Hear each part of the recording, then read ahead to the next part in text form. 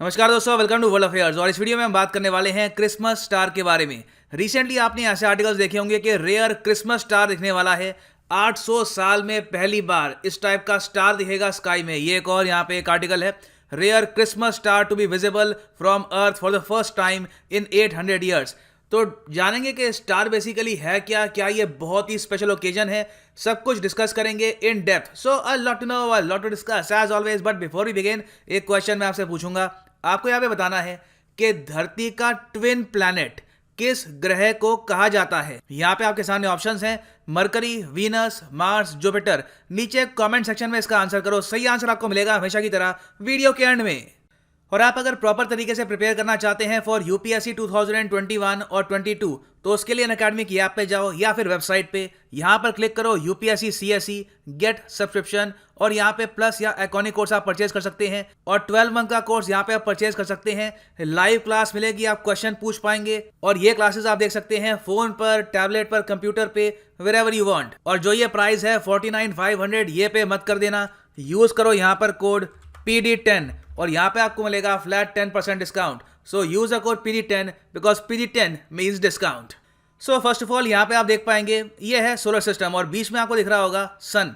Now सन अपने आप में एक स्टार है, और थोड़ा ज़्यादा हो गया या तो सन अपने आप में एक स्टार है और अर्थ के सबसे करीबी एक स्टार है। और आप अगर आसमान में देखोगे तो वैसे आप अगर नोटिस करें तो मिल्की वे में और बिलियंस ऑफ स्टार्स हैं, इसको आप देख पाओगे यहाँ पर। It looks absolutely beautiful. So आज के समय जो हम बात कर रहे हैं एक क्रिसमस स्टार की, तो क्या ये एक star near the solar system है या फिर मिल्की वे? नहीं, पहली बात तो देखो, अगर सोलर सिस्टम में एक स्टार होता तो इमीडिएटली पूरा जो सोलर सिस्टम है ये डिस्टर्ब हो जाता। यहाँ पे अगर मैं आपको दिखाऊं एक huge star by the way अगर हम प्लेस करते हैं इन सोलर सिस्टम, तो immediately of course sun, planets, everything will be destroyed. Thankfully ऐसा कुछ हो नहीं रहा, कोई नया स्टार ऐसा नहीं है कि अपीयर हो रहा है। यहाँ पे जो हम बात कर रहे हैं क्रिसमस स्टार की, वो एक्चुअली एक स्टार है भी नहीं। क्रिसमस स्टार में बेसिकली क्या होगा कि जुपिटर और सैटर्न अलाइन हो जाएंगे एक लाइन में, और हमें धरती से हम अगर आसमान में देखेंगे तो हमको लगेगा ये एक सितारा है, ये एक स्टार है, मगर इन रियलिटी ये बस दो प्लैनेट्स हैं जो काफी हद तक एक लाइन में आ चुके हैं। फॉर एग्जांपल यहाँ पे आप अगर देखोगे, आप देख पा रहे हैं ये सन है, ठीक है, यहाँ पे बिल्कुल स्ट्रेट लाइन पे ये आपको दिख रहा होगा जुपिटर, ये सैटर्न। अब आप कहेंगे जुपिटर इतना चमक क्यों रहा है? देखिए, जुपिटर अपने आप में एक मिनी सिस्टम ही है एक टाइप का। आप अगर नेचुरल सैटेलाइट देखो जुपिटर की, तो 79 according to NASA 79 natural satellites है। इसमें से कई तो इतनी बड़ी है, हम मानते हैं कि वहाँ पे लाइफ हो सकती है। फॉर एग्जांपल यूरोपा आप अगर देखें तो यूरोपा में काफ़ी इंटरेस्टेड है नासा। फिर उसके अलावा कई और नेचुरल सैटेलाइट्स है, फॉर एग्जांपल कैलिस्टो है, गैनीमीड है। फिर आप यहाँ पे अगर देखो सैटर्न को, तो सैटर्न ऑल्दो जुपिटर से छोटा है साइज में, मगर रिसेंटली 2019 में डिक्लेयर किया गया था कि एक्चुअली सैटर्न के पास ज्यादा नेचुरल सैटेलाइट्स है कंपेयर टू जुपिटर।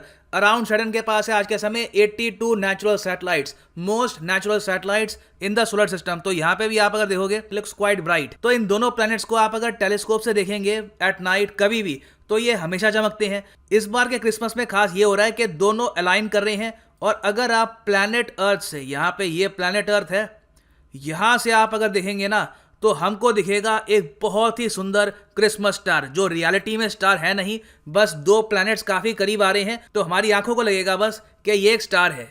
और इसको क्रिसमस स्टार ऑब्वियसली हम इसलिए कह रहे हैं क्योंकि जो ये दोनों प्लैनेट्स हैं ये काफी करीब आ रहे हैं ड्यूरिंग क्रिसमस, तो उसके हिसाब से इसको कहा जा रहा है अ क्रिसमस स्टार। और यहाँ पे आप अगर देखोगे तो 21 दिसंबर 2021 को ये बिल्कुल दोनों जो प्लैनेट्स हैं पास आ चुके होंगे।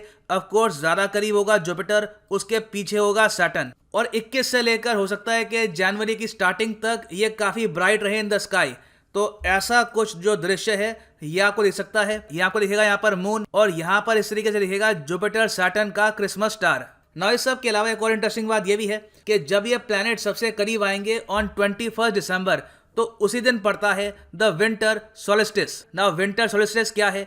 ये नॉर्दर्न हेमिस्फीयर में ना, देखो अर्थ क्या आपको पता होगा, दो हेमिस्फीयर है, ऐसे यहाँ पे हम बांट के चलें, ये है नॉर्दर्न हेमिस्फीयर, ये नीचे सदर्न हेमिस्फीयर। तो विंटर सोलिस्टिस में क्या होता है कि सबसे लंबी रात होती है नॉर्दर्न हेमिस्फीयर में। तो ये बस एक कोइंसिडेंस है, ये बस एक इत्तेफाक है कि जब विंटर सोलिस्टिस स्टार्ट हो रहा है उसी वक्त जो ये दोनों प्लैनेट्स हैं ये पास आएंगे। तो यहाँ पे आप अगर देखोगे विंटर सोलिस्टिस में क्या हुआ कि जो नॉर्थ पोल है ना, ये सबसे दूर हो जाएगा फ्रॉम द सन।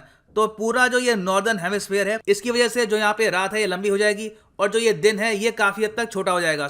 तो ये एक बहुत ही इंपॉर्टेंट पॉइंट है और एग्जाम में काफी बार आता भी है कि समर सॉल्स्टिस किस मंथ में आता है, तो ये आता है जून में। विंटर सॉल्स्टिस आता है दिसंबर में। Very important point for exam perspective. अच्छा, यहाँ पे जो 800 साल की बात हो रही है ये क्या है? क्या हर 800 साल में इस तरीके से दोनों जो ये प्लैनेट्स हैं ये अलाइन करते हैं? तो देखो ऐसा कुछ नहीं है। 800 साल पहले बताया जा रहा है कि ऐसा एक अलाइनमेंट हुआ था इन 1226। तो आज से आप करीब 800 साल पहले जाएं, ऑलमोस्ट 800 साल पहले, तो जाके इस टाइप का एक दृश्य दिखेगा। उसके अलावा ऐसा नहीं है कि हर 800 साल में ऐसा दृश्य आपको दिखेगा। बताया जा रहा है कि अगली बार 2400 में ऐसा दृश्य देखने को मिलेगा। So it can happen after 400 years, 800 years. इसमें कोई स्पेसिफिक रूल है नहीं ना। एक और बात यहाँ पे मैं ऐड कर दूं, इस स्टार को एक और नाम से भी बुलाया जाता है मीडिया में, ये है स्टार ऑफ बेथलेहम। आप देखोगे काफी आर्टिकल्स यहाँ पे आपको दिखेंगे। Star of Bethlehem will begin to light up Somerset skies for the first time in 800 years. Now Star of Bethlehem एक स्टार है जिसका मेंशन किया गया है बाइबल में। बताया जाता है कि जब जीसस क्राइस्ट का जन्म हुआ था तो उस वक्त 3 राजा उनसे मिलने के लिए आए थे, 3 वाइज मैन उनसे मिलने के लिए आए थे और उनको गाइड किया था इस स्टार ने। तो सिंस क्रिश्चियनिटी में लोग सेलिब्रेट करते हैं जीसस क्राइस्ट का बर्थ, उसी टाइम ये स्टार आ रहा है, तो इसलिए लोग कह रहे हैं कि this is the star of Bethlehem. Religion से इसको जोड़ के देखा जा रहा है mostly in US and Europe. So आपका क्वेश्चन होगा कि क्या ये जो स्टार है आप देख पाएंगे? देखिए मोस्ट प्रोबब्ली आपको चाहिए होगा टेलीस्कोप। मेरी आपको एडवाइस ये है कि मीडिया पे, इंटरनेट पर जो वीडियोस होती हैं उस पर फोकस करिएगा। वहां पे आपको बहुत ही सुंदर इमेजेस, वीडियोस और वेरियस और मटेरियल आपको मिल जाएगा इस स्टार के बारे में, तो वहां से एंजॉय करिएगा। You will be able to enjoy this much better. So वापस आते हैं अपने क्वेश्चन पे कि इनमें से कौन सा प्लैनेट कहा जाता है द ट्विन ऑफ अर्थ। तो यहाँ पे जो सही आंसर है ये है वीनस। वीनस को कहा जाता है द ट्विन ऑफ अर्थ क्योंकि अर्थ और वीनस ऑलमोस्ट साइज में सेम ही है। अगर वीनस सन से थोड़ा सा और दूर होता तो पॉसिबिलिटी थी, कई साइंटिस्ट कहते हैं कि वहां पर भी लाइफ होती, वहां पर भी ओशंस होते, मगर it is too close to the sun और जो गोल्डीलॉक्स जोन होता है उसके काफी ये बाहर है। So that is why Venus has no life. और यहाँ पे जो टेम्परेचर है ये भी काफी हाई है, but still we call it earth twin. So इसी नोट के साथ यह वीडियो का अंत। उम्मीद करता हूं काफी कुछ आपको जानने को मिला होगा। Thank you for listening and as always God bless you all.